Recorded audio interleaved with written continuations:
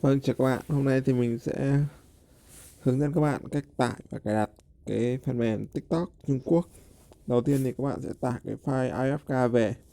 Ở đây thì mình đã tải sẵn cái file TikTok Trung Quốc AFK rồi. Thì bây giờ mình sẽ tiến hành cài đặt. Thì các bạn sẽ bấm vào nó và cài đặt thôi. Rồi, các bạn đã nhìn thấy chữ Trung Quốc chưa ạ? Thì chúng ta sẽ bấm vào cài đặt.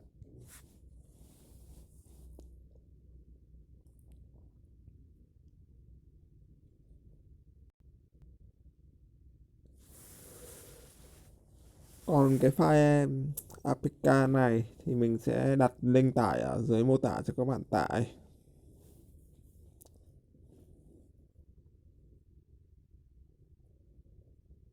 Các bạn cứ chờ nó cài đặt thôi.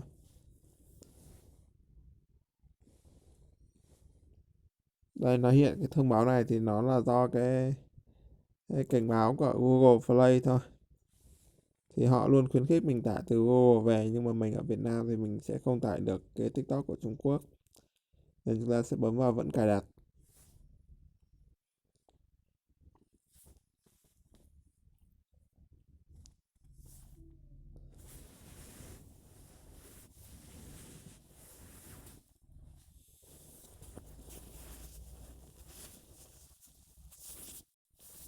Rồi, đã cài đặt xong. Đây là trình tự quét nha.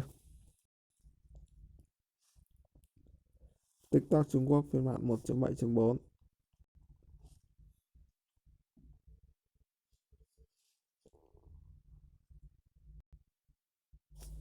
Đó.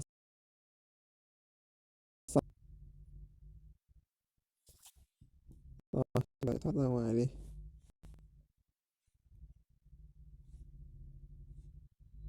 Đây chính là TikTok Trung Quốc.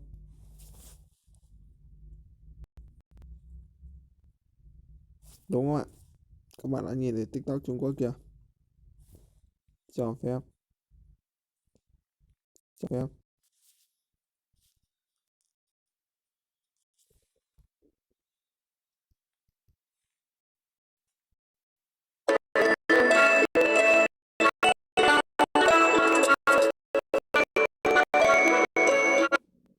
Đây đúng không ạ? Đây nha, toàn Trung Quốc.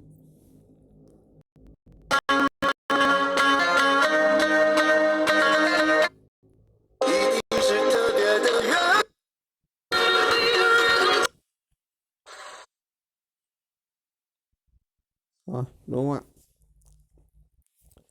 Đó chính là TikTok Trung Quốc. Bây giờ cái này thì nó sẽ yêu cầu chúng ta đăng ký thì phải, thì các bạn sẽ chọn vào, các bạn tìm đến 084 nhá, mã Việt Nam là 084.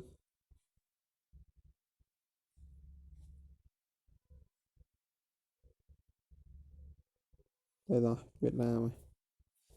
Các bạn đánh số điện thoại vào,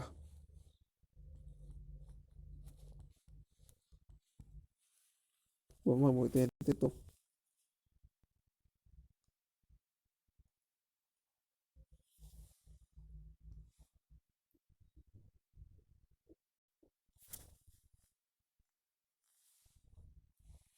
Như là đang chặn mã IP của Việt Nam thì phải.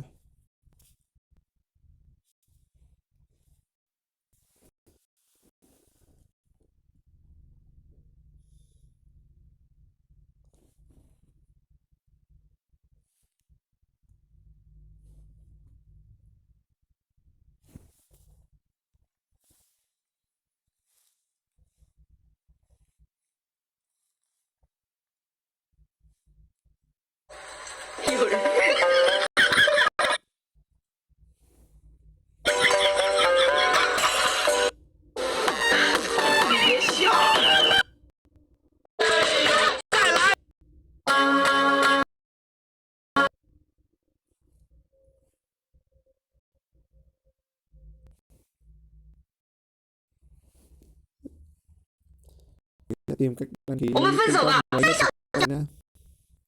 Rồi, ok, xong là phần tải đã. Sau đó thì mình sẽ hướng dẫn các bạn đăng ký cái tài khoản TikTok Trung Quốc ở video sau.